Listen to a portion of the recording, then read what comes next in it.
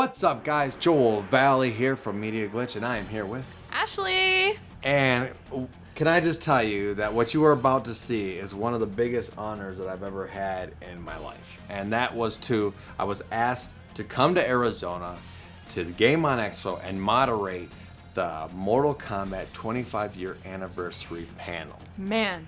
I have been playing this game my whole life. And Mortal Kombat means so much more to me. If you ever, I'll be later uploading a Daniel Pesina interview, and then you can know why Mortal Kombat means so much to me.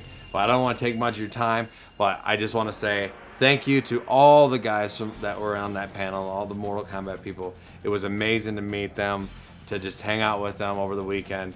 Such a great time. Thank you for the shirt, the 25-year anniversary shirt. I don't know if you can get a close-up on that, Michael.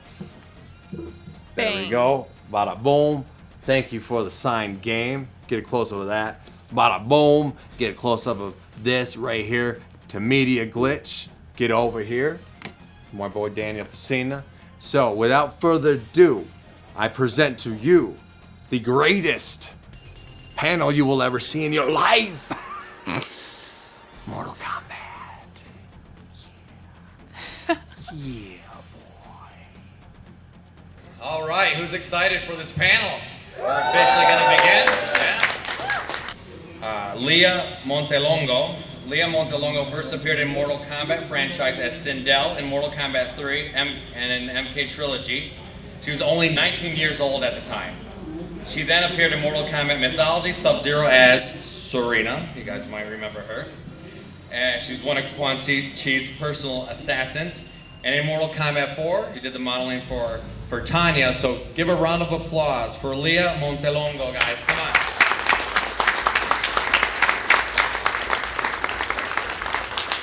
Dr. Philip on MD. He's a doctor, guys. This is big time. This is big time. He holds a 5th degree black belt in Taekwondo. He trained under his father, Grandmaster Shang Kahn. Philip has over 30 years of training experience and over 20 years of teaching experience. You guys know him as Shang Tsung in Mortal Kombat. Put your hands together for Dr. Philip on.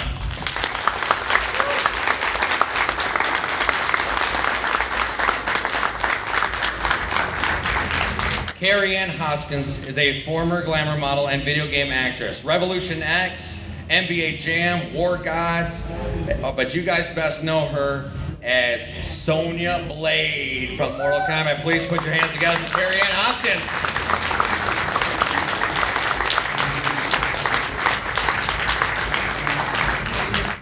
Glynn is an American actor who is best known for his physical body of Shao Kahn in Mortal Kombat 2, MK3, Ultimate MK3, and Trilogy. He also had a minor appearance in Mortal Kombat Mythology, Sub-Zero's as the God of Water, and as a monk, he also appeared in War Gods, performing as Warhead. Please put your hands together for Glynn.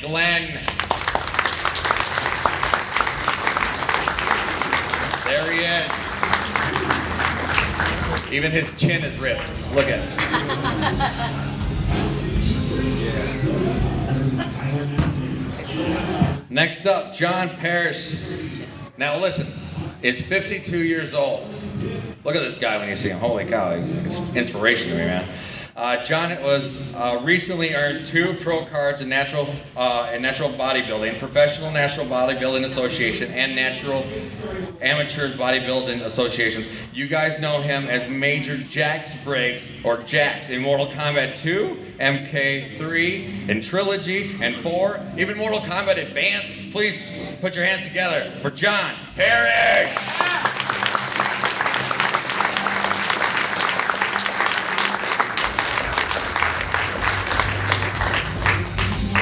Now, the next person we have is the only Johnny Cage in my book. Master Daniel Pesina is a gold medal winner in international as well as U.S. Sanctioned martial arts tournaments. Gained his notoriety for his contribution to Mortal Kombat franchise. He gave life to Johnny Cage, father of all MK characters, Scorpion, Sub-Zero, Reptile, Smoke, Noob, Saibot. Please welcome Master Daniel Pesina.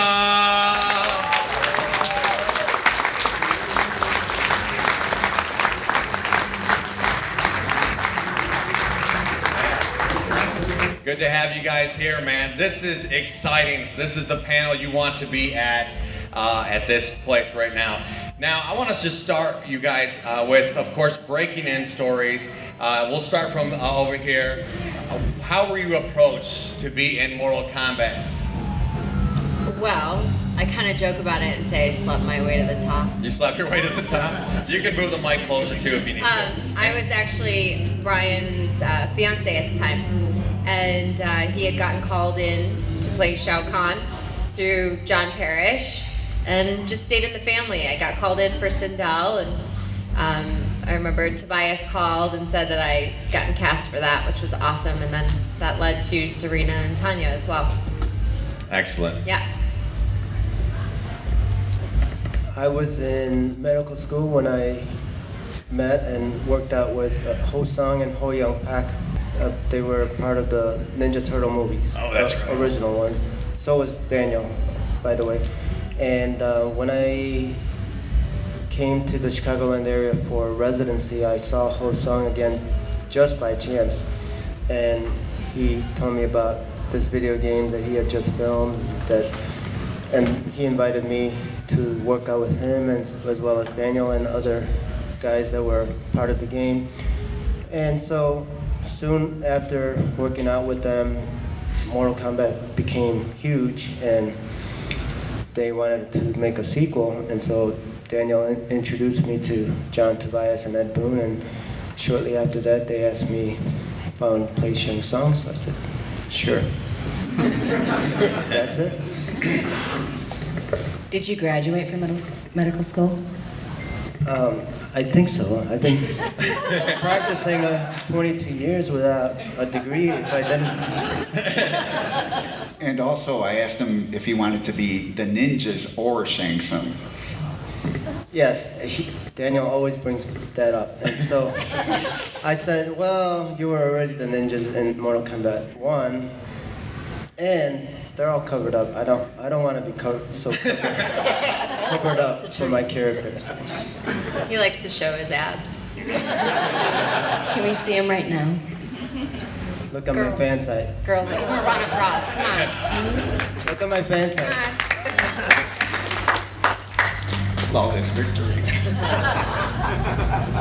Well, my story is a little different. I had no experience in martial arts or anything like that.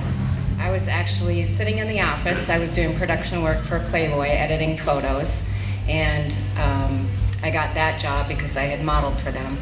So I was sitting in the office editing photos, and we get a call, and there's this guy that wants a couple models for this game, NBA Jam. And I said, I'll take it.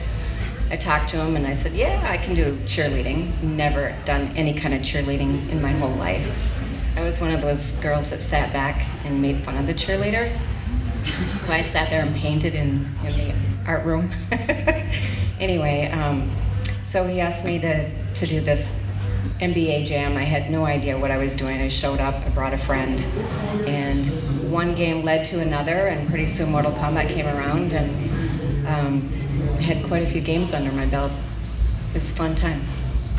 Right on. Well, I guess Leah already gave you my story.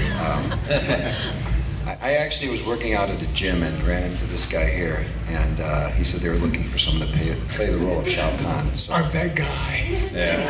so I went into the office, and John Tobias had asked me to take my shirt off, and that's all I had to do. So like a whole casting couch thing, huh? It's like take it off. Let's see. Not sleeping your way to the top. No, dude, that's not a little more. It only went that far. It worked for me.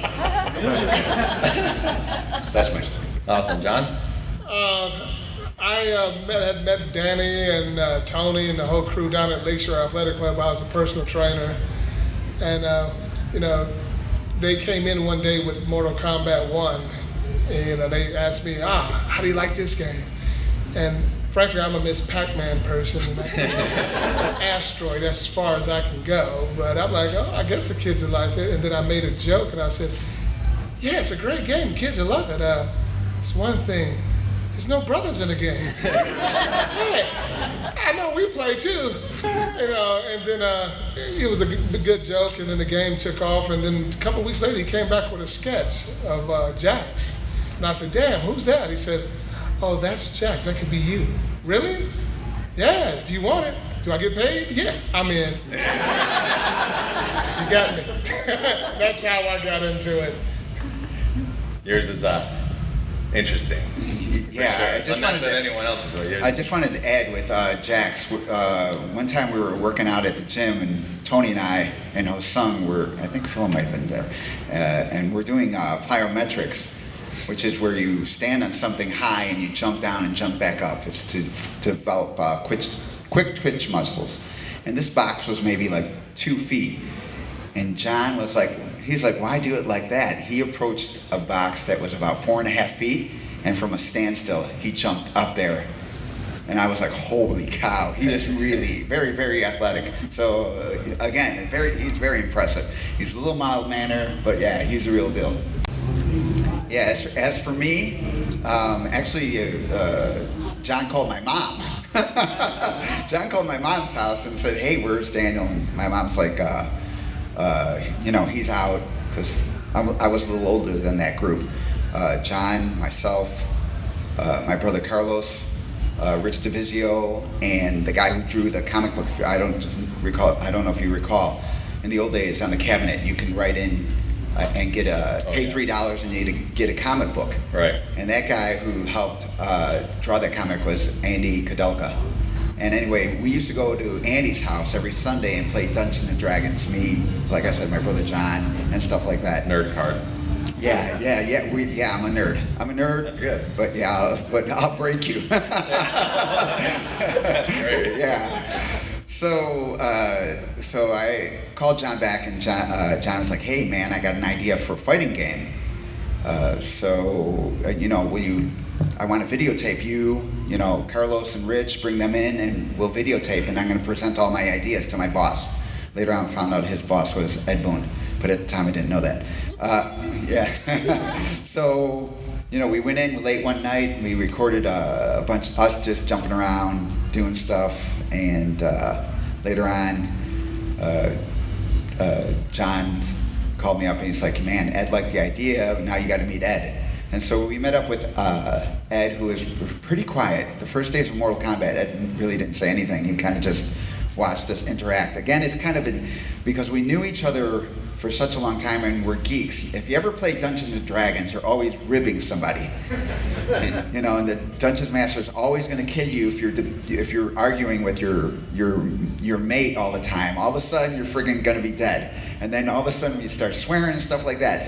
So that was always how it was whenever all of us would get together. So when we were having some pizza and we're just making fun of each other and joking with each other, and Ed was kind of shy and he's just kind of listening to us, and there we talked about how we wanted Big Trouble in Little China in the game, and John was like, oh, I want it to be like Enter the Dragon. And then, me being a smart ass, I was like, you got ninjas, but we're not going to have ninjas in the game. And again, when I took the phone call, I just meant it as, I can't pay you a lot of money. You got to do this kind of for free, which was basically how it started. So I was just goofing around saying like, guess what? If you have ninjas, they can't be Japanese ninjas. They have to be Chinese ninjas. And then John is like, Chinese ninjas? I never heard that. And I was like, you got to go out and do the research then, because I'm not doing this game unless you buy this book and do the research on the Lin Kuei. And so we started off like that, and then John had to do this research, and the way I tortured him, kind of like this. But yeah, we discussed different things that we wanted in the game. A bunch of geeks sitting around having pizza. Right. Yeah, it was pretty funny, actually. I guess you had to be there, but yeah, it was. If you imagine playing Dungeons and Dragons, but that over discussing Mortal Kombat, you envision it. And your brother Carlos was Raiden, right? Yeah, Carlos did Raiden, works for NetherRealm presently. Still, yeah. So he's the only one that worked from the conception all the way to present. I know they give Ed deserves a lot of credit, but he wasn't there for the real beginning. Right on. Yeah. And so, what was that? To digitize you guys. What was that process like for you guys? Anyone who wants to answer? Yeah, I mean, just from what I can recall is, being on that green screen, and I always think back to the one time when I was running on a treadmill. It was a woodway treadmill, and there were no sides. It was just simply like an on button and an off button. And Sal, actually at the time, he's not here with us today, but he was there and literally hit the button, and I'm running for the first time on this treadmill, and there's nothing to balance on. And when you're done with the run, you just hit stop, and you're done. So they would get me running, and it was surreal. I was 19 when we filmed Sindel, and I remember watching how they took that running image, and then because it was on the green screen, you didn't see the treadmill, you didn't see, anything really that was being used. You didn't even see Sal, and he's right there, like the red button, and then luckily I saw him going to hit the red button, but there was no way to really prepare that, like, stop. But it was a really amazing experience to see yourself and know that you're in this space. And then you simply look at this screen and they're able to make it look, like I'm running in the underworld, so. And was that like just a crazy time because Mortal Kombat had probably blown up pretty big at that point, and you knew you were part of something a little bit bigger than? I didn't even, or you didn't know. I'll share a story with you really quickly that was pretty interesting. When Mortal Kombat 3 came out, the cabinets here in Sindel and Shao Kahn are on the side. I was actually working at an arcade called Hollywood Park. Do you remember this, Brian? I was a party hostess. And so my job was to actually give gamers tokens to go play games. And I would get their pizzas ready and serve them pizza, and they would go play. These were birthday parties that you have at the arcade. And it was pretty awesome to watch how these gamers would come in and play, and I'm Sindel serving them pizza, and they have no idea. In fact, I used to roll the dough. So yeah, I didn't even really realize, and still to this day, I think, we're so appreciative of our fans, but we're all really humble in our experience that we really just did it because we supported and loved the project, and we love the people, and we're still friends to this day. So yeah. Yeah, I was watching you guys yesterday, and everyone's coming in from town, and I'm there. And you guys are just like hugging, and hey, what's happening? Like a big family.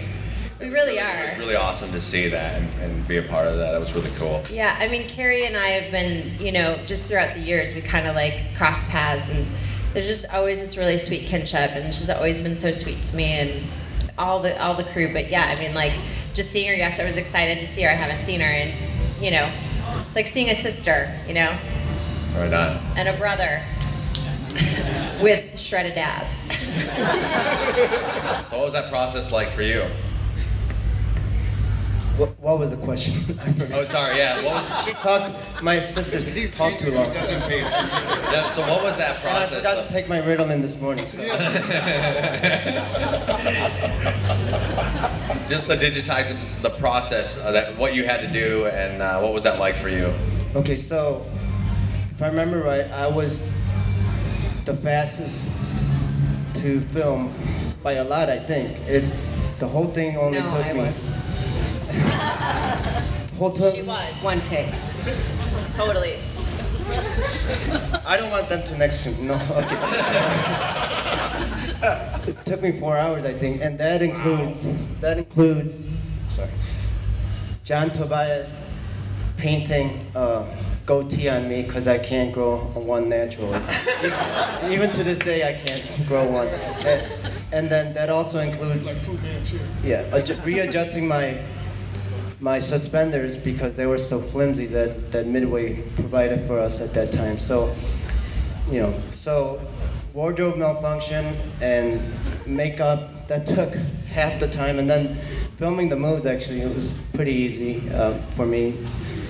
So the only other part that took a while was changing from Shang Tsung's to other people's costumes, so I could whenever I have to morph into them, especially the female ones. No, that was a joke. Nobody got it. Oh my goodness, that's so It's good. not a joke. I got it. He's That's serious. awesome. I'm like, oh, wait a minute, it's going drag. I mean, that's amazing to think that such an iconic character, and not only that, like he is a very powerful character in Mortal Kombat 2, only took 3 hours to film. 4 hours. Or 4 hours. That What? is amazing. I had no idea. I mean, of course, having martial arts in my background made it easy. So, and I'm sure, besides doing some other technical stuff, the fact that the other guys had martial arts background also obviously speeded up the process. Did you ever go, you know what, he would never do this style? Or was that like, because you got Taekwondo under your belt? Well, yeah, I mean, so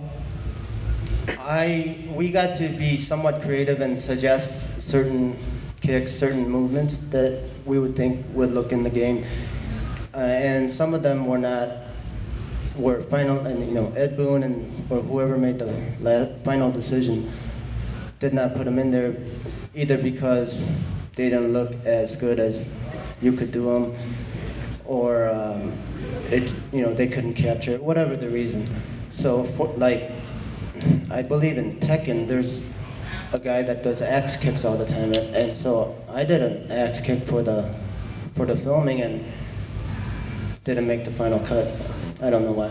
And some other stuff like a flip flop, like instead of just falling backwards, I thought you could do a flip flop backwards. Again, that didn't make the final cut. I don't know why. Only Ed knows, I guess. Right on. Awesome. So, Kerri, what was that process like for you?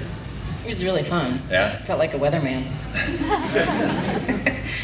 It was different for me because I didn't have any background in martial arts. So I would have, my background was gymnastics and boxing and WWF wrestling. So I had a lot of stunt work that I knew how to do. So as far as like falling and all that stuff, that was really fun. They had a mat and we would just play around. They had their specific moves that they'd want. I'd just copy somebody that was on the side saying, do this, do this.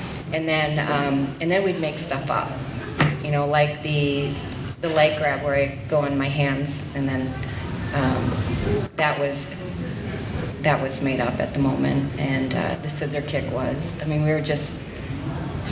Everybody's so creative, and it was so funny, and we'd be having so many laughs because we'd be like, hey, how about this? How about we have our head explode, and it just, these stories would just go on, and pretty soon we'd be like, okay, we should really start working. But I remember one problem that I had in the green screen. I don't know if anybody else did. You might have. Were your eyes going into the background? No. Oh, because the color of your eyes. Yeah, the color of your eyes. We have a green screen, and if you had anything green on, it would morph into the background that they were trying to put you in. And I had a problem with my eyes turning into the background. Oh, wow. She had no eyeballs. Yeah. She was a hollow. Did you have that problem, John? No. How about you, Brian? What was that process? Well, from an economical standpoint, since we got paid by the hour, I tried to drag out as many hours.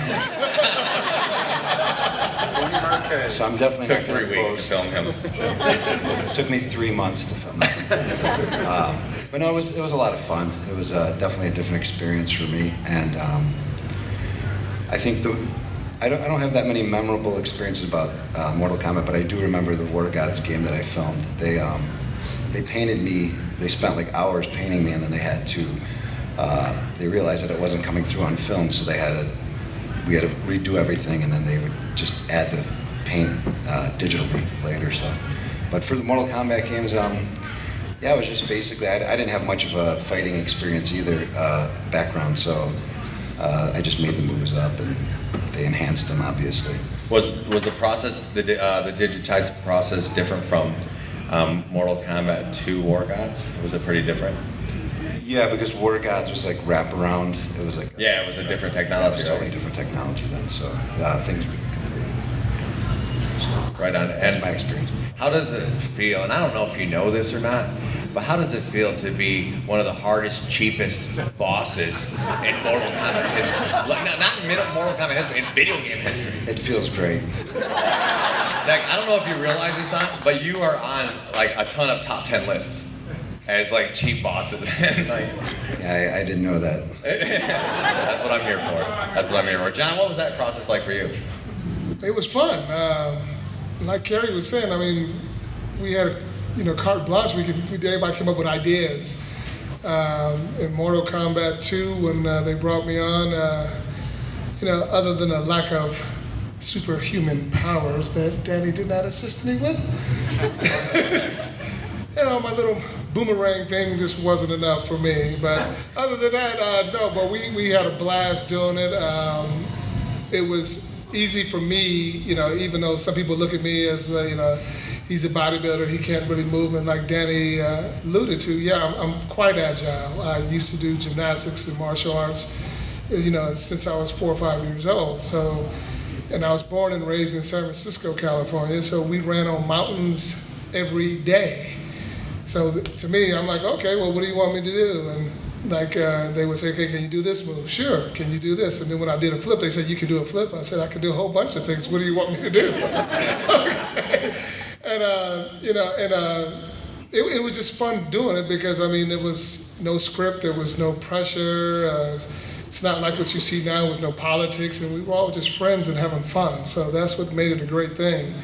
And I had, we didn't have really no expectations like, this thing needs to make millions of dollars or we're on a budgetary deadline. If we were, I wasn't told, but but we had fun. So that's how it was. We bring people in, and some of the members I never even met. That's some of the actors in the game. Until we all get together, and then I'm like, oh, you were that person, because we all didn't film on the same day. Right. My filming experience was, short in the first one. The second one I did, but in Mortal Kombat 3, that took a while because the makeup artist didn't know how big my arms were, so he brought little bitty jars of paint. Because you had a whole painting process. Yeah, and for the arms, Shang Tsung the way the arms were done, you had to hold them out straight like a crucifix. He drew magic markers on each of the grooves and everything. And at that particular time, if you looked at Mortal Kombat 2 versus 3, my conditioning as far as my body is different. In 2, I was what we call bodybuilding off-season, more like bulky phase where I'm at now. But at 2, I was 4 weeks out from a bodybuilding show.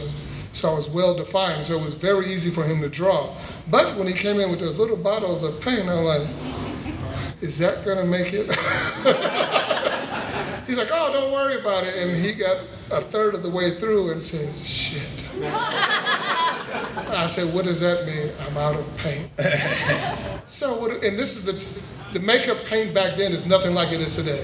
Today, you can get I think it's called Miron. That's the paint of choice for a lot of actors. It dries within like 2 or 3 minutes. This stuff is like your latex enamel paint from 1920. You get some fans on it, some heat, and you just had to stand there. So when he left to go get new paint, we had a mop, was there a mop in there, and somebody's old music stand, a mic stand, and I had to hold my hands there like that. 1 till it dried, 2 till the man got back because only part of it was done. I'm like, I said, oh God, I don't have to use the bathroom. I'm just waiting, and I kept asking him. I said, when is he coming back? Oh, he's on his way. He's on his way. And there were no cell phones back then. Yeah, no cell phones. You gotta remember there was no cell phones. He was back on his way. But that whole process for just that makeup was about 6 hours. But to shoot me, once we got rolling, it was like Phil's, 4 hours, 5 hours. But I went in for 2 different episodes. So, but it was great doing it, and we had a blast. I think Dr. Philip wanted to say, did you want to say something? Well, in the middle of him talking, he was talking about how he hadn't met all the characters. I also had not met Leah, nor Brian, and hardly maybe seen her once until we got together for a reunion like 3 or 4 years ago at a... Now he stalks me on Facebook. Okay, no. You wish. No. I do. Fatality. No. So because the world's biggest arcade exists in Brookfield, Illinois, and they have several events, including getting us together for reunions, for tournaments, and so forth. And now they're going to have another event called KOMBAT Con. They had it last year. They're going to have another one in September. So some people, including them too, I only met recently, and John Turk I met last year for the first time. Sub-Zero. Yeah, well, Sub-Zero I knew, but I didn't even know he had played Shang Tsung in Mortal Kombat 3 until last year. That's funny. Yeah. Now getting back to Jax for a second, filming Mortal Kombat 2, was that hard to schedule in between Jerry Springer stuff? Well, I'm just kidding. I gotta mess with you, dude. I don't know if anyone here knows what I'm talking about. Does anyone know what I'm talking about? Oh, dude, you gotta talk. Oh, no, you guys don't know. Yeah, if you go on YouTube, you will see it. Some people have actually dug it up, and one day a friend of mine sent it to me. It was called Jax Gets a Date. And this is before the Jerry Springer started, everybody started throwing chairs at each other. Actually, it was probably about maybe 3 episodes before that. You kicked it off. And I was, the way the skit was supposed to be, I came in a suit, a tie, a rose. They didn't know you were Jax. Jax never. No one knew I was Jax, and it was supposed to be the girl, her friend or her sister didn't like her boyfriend and said there's somebody better, and I was supposed to be out of this panel of men, and she chose me for her friend. Okay, so they bring me out. The boyfriend was out first. He was guy, skinny dude, no teeth, and blah blah blah. I do. You guys, you're the thug life type mentality, and I was the suave guy. No, I can treat her right. That's not how you're supposed to treat a woman. Gotcha. And he was like, oh yeah. So you the big guy? What? I'm like, no, see, that's what I'm talking about. That's the first thing he said too when he walked out. I was like, oh, you got a big one. Yeah. So and I was being paid for it, and the other girl who supposedly chose me, she knew that, but her friend and the boyfriend did not know. And I didn't know this until, they gave me my check, and, I'm saying, oh, I gotta go, I got clients, I gotta go home and change. And the girl saw me in the green room, she says, oh, so when are we gonna have dinner? I was like, they gave me your number, and I will give you a call later. Right now, She's still by that phone. She's still waiting. Maybe I call this girl. I said, no, I gotta go. And if some of you are old enough, you might have saw me on Jenny Jones, Danny Bonaducci, Bertice Berry. So I was a model for quite a few of the That's what I had. But he had to ask me that. I'm like, and trust me, at LA Fitness, when I got hired there, and everybody said, Jackson, somebody pulled that up and was showing all of the staff. I'm like, oh my God, they actually found this thing. Did you want to add something, Kerri? I just am really, really surprised. So Jerry Springer's not real? Oh, no. Man, half the people know what's going on and half of them don't. Daniel, because you had like Mortal Kombat 1, you did so many characters. Mine was a little bit different than... Not 3 hours. Mine was much more elaborate than that. Because of my martial art experience and, my relationship with John and I basically sat in... First I showed up for work, and there was no shooting room, it was a storage room. So we did spend 2 hours cleaning out like desks and chairs, old lamps, and trying to make a space to shoot like a video game. And then we realized that there wasn't enough light, so we ran around the office. And again, we shot, because it was a cheap game, there was only going to be 200 cabinets ever made. So we ran around the office and stole the office lights to try to rig them up to get enough light in this room to actually shoot videotape. So after we got that up, we spent about 8 hours for 3 days filming, because we didn't even have a shot sheet. John was like, okay, throw a high punch. And then I was like, well, what kind of high punch? Well, what kind of high punch are there? And I'm a martial artist. So all of a sudden we were shooting a punch like this, a vertical punch, like a eagle claw, oh, do a tiger claw, oh, do a crane's beak, I'm gonna try to do a snake. And we did all these different moves at different levels and just trying to do like, okay, how about a kick? Okay, well, what kind of kick should we do? Okay, we're gonna do every friggin' kick, and I think that's why, again, Philip, some of the kicks that Philip didn't wanted to do, because it's a two-dimensional game, a front kick and an axe kick look the same. Same thing like, if you know what an axe kick is, it comes like this, and it comes down. But if you're looking at it from right there, it looks like it comes just straight up and down. So a lot of that we didn't know, and so I tried to do axe kicks and jump kicks and all this stuff. And later on we were like, oh, none of that will work. Keeping in mind though, with every move that you make, you have to do it 8 ways, like a joystick. Right. So you can't just kick, you have to kick 8 ways. Yeah, but we didn't realize that that time. That's why we had to reshoot everything much later. And again, at that time we didn't have, like, we're filming, and it never dawned on us. Even though I was in Turtles in a few other projects. Actually, I did a short video with John when he was in high school. He wanted to do a martial art movie, so I was like the bad guy, and my brother and Rich were the good guys. But anyway, so we forgot that if you got closer to the camera, you looked a lot bigger than you're further away from the camera. So we're doing all this stuff without marking the floor and stuff like that. So, as I said, we didn't have mats. So it's on concrete, and I have shoes like I'm wearing today. If you stop by the booth and see my shoes, they're really, really, there's barely any sole to them. And 2, I'm doing front flip on it, back flip. I'm doing all these falls on concrete. And then later, afterwards, I reminded John, I was like, if you're gonna have other people in, I don't think they're gonna be doing this on concrete. You're gonna have to go out and buy an actual mat. He's like, oh, we have a mat. And I'm like, Bub, and we called each other Bub. We grew up in the same neighborhood. So I'm like, Bub, how come you didn't friggin' go get me the mat? You made me do all this stuff on concrete. And he's just laughing. I think he just did it on purpose, knowing that I would just do it on. He was like, oh man, I forgot. But anyway, so for 3 days, 8 hours, we shot this, and then John took it to Ed to show him what it was, and they looked at it for about 6 weeks.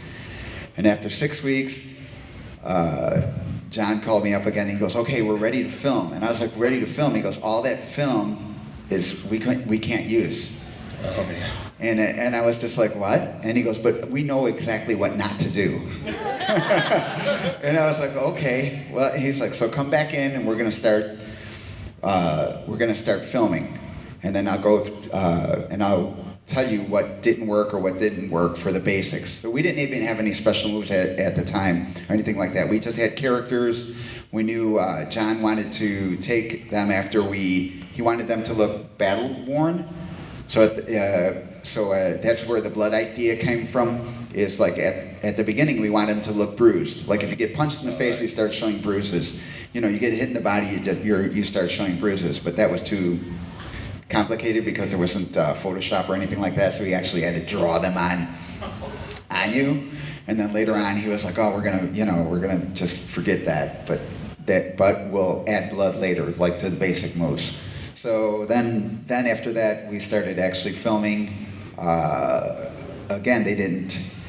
It was usually John and I filming. So it was their little direction. They were like, "Oh, do an uppercut," and I do an uppercut, and they're like, "Well, you got to make it bigger." So we made it bigger. They were like, we need a cool way to freeze somebody, so do this, or hey, we want something where you're going to finish the guy. And that's, I guess, how finishing come in. Where you finish the guy, he's all beat up, and then you kind of kill him. What do you want to do? And I was like, oh, it'd be really cool if, I punched the guy and his head popped off. And so, I came into film a lot, and then also too, because I was the first one filmed, I was with every single character from 1 and 2. I was always there to help them with not only what we're doing, but to help create special moves or, doing stuff like that. and a little bit unknown. If you look at the first three characters, if you look at Johnny Cage, Raiden, and Kano, you will notice that they all strike different. Because up until that point, we thought we had more time. So all of their initial blows, their high blow, all three of their high blows are different. They're very stylized. And same thing with their kicks, they all kick different. Later on, when they told us, hey, you can't be doing it that. You can't make everyone individual, you're gonna have to streamline it. And they asked me like, okay, what moves can we throw in the game that are streamlined, that everybody can just do, so that way we're not, making it too stylized. Right. So that way somebody else can come in and just do the moves you want them to do. And so then I came up with a little shot sheet, and I think they use that until today to other guys, and I think that shot sheet crossed over to Injustice. So yeah. Okay. Yeah. And then I don't know if this is true or not, but I am under the assumption that you have all the original footage that was shot in Mortal Kombat. Actually, Josh now has some. And if you do, well, can we ever get an HD remake? If you go by the booth, my booth, I have some running. But actually, I have about 7 hours out of like maybe the first game. I think we had over 120 hours. Oh my goodness. Yeah. But because it was so low budget, we would tape over whatever we really didn't use. So we kept on taping over stuff. And to note what I was telling them that a couple of times I went into film, and then I'm getting ready to go over to film, and I called John up, hey, Boop, I'm on my way over to film, and he's like, don't come into film. I was like, why not? He goes, I forgot to ask my dad to use the camera. So we can't film today because I didn't ask my dad to use the camera that we're going to film with. So come in 3 days because I'll ask him tonight, and then we could set it up. So it was really, really low budget. Well, that's inspiring though for like people who have dreams of making a video game. I mean, look at this. Like, I can't film Mortal Kombat today. I forgot my dad's camera. Yeah. That's inspiring that you can have nothing and grow to this like what Mortal Kombat is today. Yeah, and I made him buy me lunch that day. I was like, I didn't eat all day. I was waiting to go in because the way we did it was pretty funny because I would come into film, and then because it was John and I just filming, we would be like, okay, it's lunchtime, and he's like, oh, you know what we'll do? Ed's in the office, and he's got the credit card, so we'll call Ed and ask him if there's anything else he wants filmed. And so we would call Ed. And John would be like, hey, Daniel's here, and do you want anything else filmed? And Ed's not in the room. So he's like, no, you guys are doing good. He's the management. So he's like, yeah, you guys are doing great. And then John would be like, can you buy Daniel dinner, or can you buy Daniel lunch? And he'd be like, yeah, go ahead, buy the guy. Yeah, is he working hard? Yeah, buy him lunch. So we would always call Ed kind of in between when we want something to eat, so that way he would buy us friggin' dinner and lunch because we didn't have any money. John couldn't afford to buy me lunch. Right. Yeah. It was. And what was it like to be a part of? Well, you got Night Trap and you have Mortal Kombat, where both games that brought on the ESRB rating system. What was it like back then to? Did anyone ever go, "You're the part of the problem"? You know what I mean? Because it was so like up in the air. Yeah, with the rating stuff, because I didn't actually work for Midway. Ed would call me up and say, hey, Daniel, these guys are attacking Mortal Kombat, but we can't say anything because we work for the game. But he goes, but you don't work for the game. So here's the reporter, you call them up and you say, hey, I worked on Mortal Kombat, and he would be like, and I was in agreement with him because, I'm from a period of time where, like, if I hit my brother, my mom would kick my ass. So I was like, no, who should have a rating system is my parents. But anyway, I was like, so I would eventually call these news stations or get interviewed a lot for saying that, you need a rating, but parents need to be involved in their children's lives. But I do understand, on the other hand, that the course of economics, and now political, economics in the United States was changing. There was no longer, like when I grew up, my mom could stay home and have a part-time job. And my dad could still pay for a mortgage and buy a car and give us food and send my brother to college. He made more than a living wage. But now, there's a time when people are working. They don't make a living wage, so they can't, they're not at home. and the school system's taking care of their kids and stuff like that. So, you know, there's some structure that has been broken that, you know, they need to label these video games, but that's definitely not my fault or John's fault or anything like that. Right. I just wondered if you ever got any backlash from it. Yeah, so mine was like basically bulldog. They just unleashed me on whatever report it was, and I do have a big mouth. Yesterday, I had time to hang out with you guys for a little bit, and Kerri had asked me to ask about Leah's movie career, and Leah was like, "Well, why don't you ask her about her centerfold piece?" And then it got a little crazy. So, you guys want to elaborate on that? Oh boy. No. I already talked about it. Okay. I can't remember. I said I was in the office. I know you covered. I was like, okay. You could just Google mine. Lies. Just don't pay for it. Now, Leah, just out of curiosity, the character of Sindel, was her backstory already written, or did they kind of do that because you guys were already in a relationship? You know, that was what was interesting and pretty cool about it for Brian and I, is that they were already in a relationship. Oh, so that backstory had already been written. They didn't go, hey, these guys are dating. Let's just write that. No, it just had worked out. In fact, I'd come in, I think, for a different, I was auditioning for a different part, and I can't recall what it is right now, but when I came in, John was like, no, I want her to audition for Sindel, actually. So yeah, no, it just happened to work out that way. Right? Now, man, if you guys could see my list of questions, there's so many. So I'm going to have to get together with each of one of you and kind of do personal interviews, so you guys can look for that. But I need to open it up for the crowd because, man, time goes by so fast. It's insane. But Well, Daniel talks a lot. I sure do. But it's great that the retro scene has come back in such a big way that, like, for me, it's surreal to be sitting here with you guys, and this may come off weird, but I don't know how any way to put it. After spending hours and hours with you guys in my bedroom, you know what I mean? Just like playing the game. That's like TMI. But really quick, I'm gonna Philip's story. We were signing autographs one time, and then a guy saw Philip and I there. And a guy came up to us, and he was like, Philip was talking to him, and he actually started crying. And it wound up that the guy used to play Mortal Kombat with his brother, and it wasn't tears of sadness because his brother passed away, and it was like kind of tears of joy when he was talking to Philip. Do you remember that? That was you? Just agree. Was that you or Rich? Just say yeah. It might have been Rich. They look the same. To me, they look the same. But anyway, so I'm just saying that we kind of like did grow up with everyone. Yeah. I never grew up, but we were with you back then. So yeah, thanks for having us, and No, so right now I'll just open up out there for you guys, any questions you have.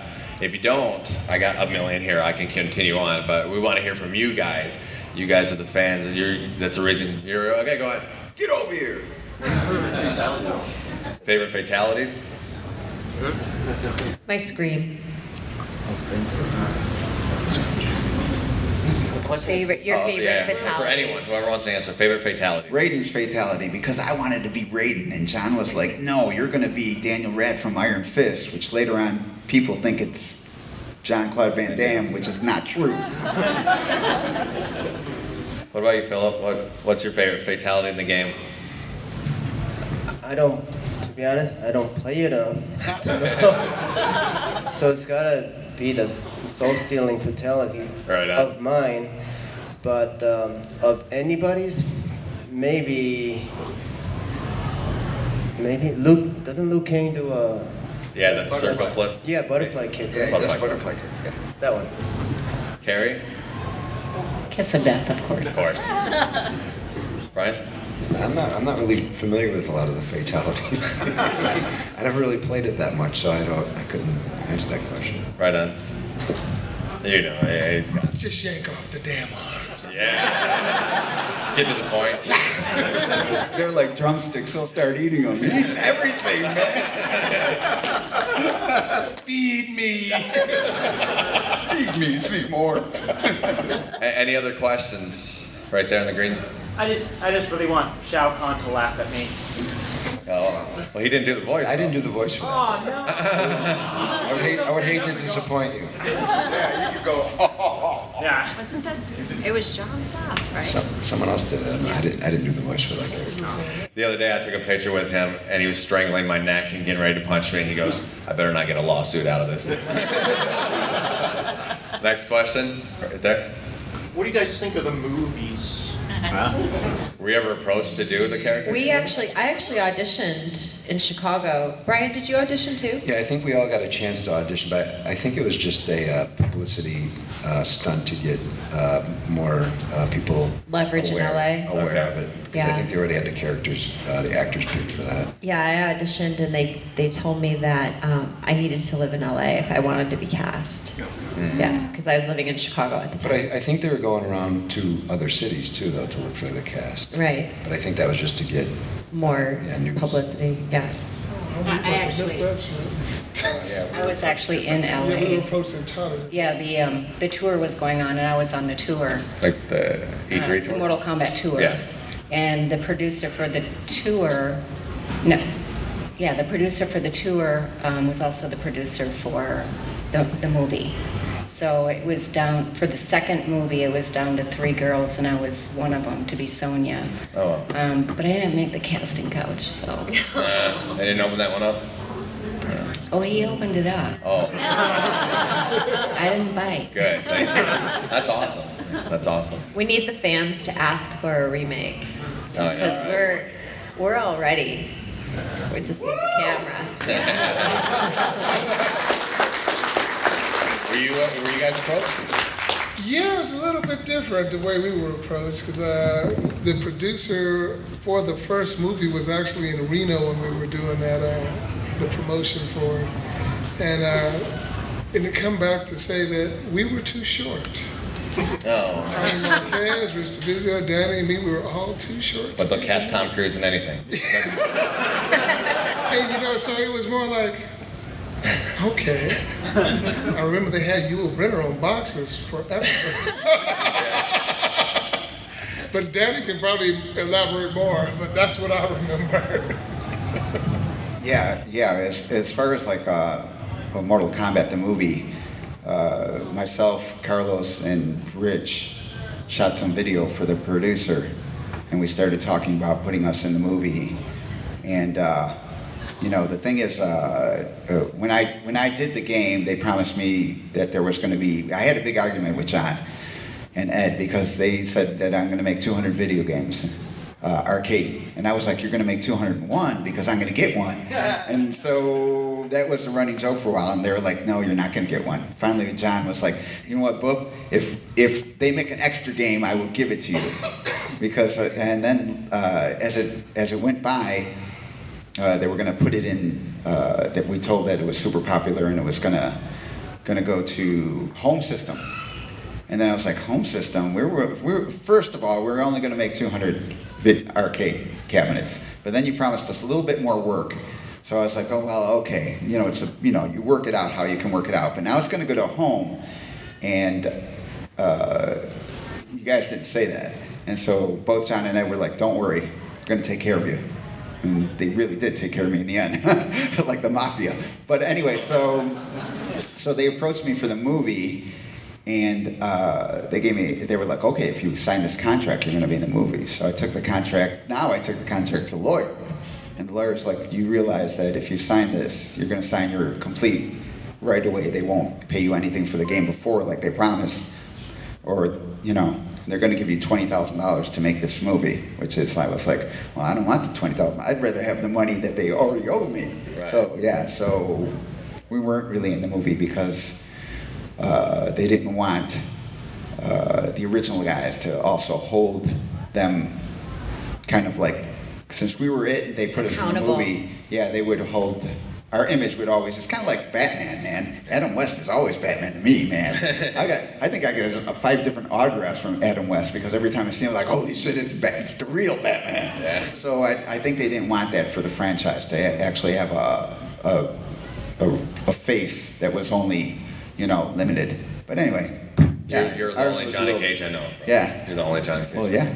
We are all the originals, all the other ones are modeled after us. Actually, that could be the name of the recast and the features, the originals. It's real more. Just putting it out there into the universe with my superpower. Yes, and we're hoping that all of you are listening and can spread it out. Therefore, you know what? We can have that movie deal next year, huh?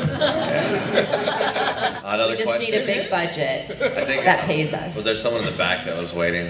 I can speak for myself that I'm really proud to be a part of such a great legacy and to hear that, you guys are still there and you're serious. And I know that gaming is you have to use a certain part of your brain that, people that don't necessarily play those games use. So I commend you on that and all the gamers that work really hard at playing because of the fans that we have, it keeps the game alive. Awesome. Anyone else want to? Gotcha!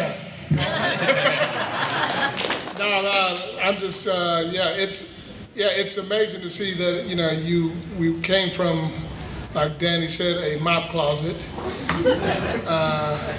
until full-fledged studio when we did 3, until God knows what, now you went to CGI, and I don't know what it is now, but to see everybody going back to where it started from. Even when we go to Gallup and Ghost Arcades, most of the tournaments are all done on Mortal Kombat 2 and 3. Mm-hmm. And we just, I'm amazed. I'm like, I can't even, I might be able to beat myself up by accident once. And that's about it. My wife would beat the hell out of me in that game. but in real life. Yeah, in real life too. But no, it's great to see that everybody's going back to old school, and hopefully we can, and you guys have been there from the beginning, because without you out there, this would not be what it is today. Right. So remember that. Give yourselves a round of applause. Give yourselves a round of applause. And we thank you guys, all of the time. That's why we friends you on Facebook and we talk to you and send you photos, and we are down to earth people, because you're down to earth people. All right? Right on. Kerri, what about you? Do you ever get recognized as Sonya? And what do you think that they're still playing you running on that treadmill? Stuff like that. It's been great. It's been great. I've always really, really been grateful for the attention. Going on tour was awesome. I took it seriously, and as far as most of the fans were a lot younger back then, my fan base kind of flipped. You went from Playboy to Mortal Kombat. So, and I enjoyed the Mortal Kombat fans because they're all just really real. They weren't looking at me with those eyes. And no, they're still looking at you. Do you do any moves in the game? Goro, don't beat me up, Goro. But after every show on the tour, we'd go to get on the bus, and all the other characters would be running on the bus trying to avoid any autographs. And I would stand there and sign every single autograph until every kid was gone. That's awesome. Because I knew this is my time. Right. And this is probably never going to happen again. So I'm going to take advantage of it now. And and it's still going up. Yeah, and I had no idea 25 years later. And that's awesome. Yeah, I really appreciate it. That's awesome, because you're like, one of the first strong women fighters in games and stuff, and so when I was doing research for the panel, and to see that you had you have 4 kids now, and you're an artist and a mother, and 2 of which have cerebral palsy, and which is not an easy thing to do, and to see that you are still setting that example of a hard fighter, someone who's still, a strong woman, is to be applauded, for sure. I can still deadlift them. They're 20 years old. They're going to be 20 years old, my boys. Luke and Zach, they have cerebral palsy. They're severe. They're G-tube fed. They're in wheelchairs. and I can still deadlift him from the floor. Yeah, that's awesome. I think I got about 10 more pounds in me. So there is another panel that's going to come in here, which we're moderating, so let's take another question. Go ahead right there. Kerri or anyone else in the panel, did you ever get the Defenders of the Realm TNT series that they did later at night in Mortal Kombat? No. They didn't ask you? No. Oh, I got a question. Did you really do the voice of Maya? Or is it the new Killer Instinct? Is that a rumor? I did the mocap for it. You did the mocap, okay. Traitor. I'm just kidding. No, I wanted to know. So you're in like a new Killer Instinct as well, kind of. That's all I did. I just did mocap one day. Right, that's cool. They didn't use my face. Right. I didn't sign anything. Gotcha. It could have been someone else. It could have been someone else. Okay, we'll leave it at that. Awesome. I'll take one more question, then we gotta roll right there in the front. For Danny, Sub-Zero or Scorpion? Sub-Zero, Scorpion. Naturally Sub-Zero, because Sub-Zero is, I don't know how the story And he hasn't went. finished he hasn't answered. Yeah, because I talk a lot. When we were filming, actually, Sub-Zero and Scorpion are brothers. Are they still brothers? No? No, when we were filming, they were brothers. And they belonged to the same clan. And their father was the teacher. That's totally changed. Wow. Yeah, and then so Sub-Zero was the better one, and Scorpion wanted to run the clan, but he learned that his father was going to give it to Sub-Zero. So then Scorpion poisoned the father and killed him, and that's why Sub-Zero killed Scorpion. At least when we were filming, that was the story. So then Sub-Zero, after he killed Scorpion, Scorpion made a pact with you know who, and came back to life. So I like Sub-Zero because he's the good one. Sub-Zero it is. So, hey guys, let's give a round of applause for our panelists here. Thank you so much for your guys' time. And give yourselves a round of applause. Thank you guys. Awesome. So, all right, I'm going to be walking you guys back. Take a picture. Oh yeah, he wants a picture. Take a picture.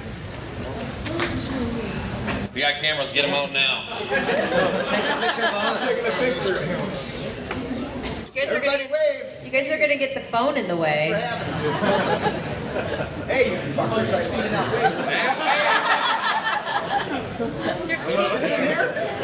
There's kids here. There probably are kids in here. But it's too late. Awesome, thanks a lot guys.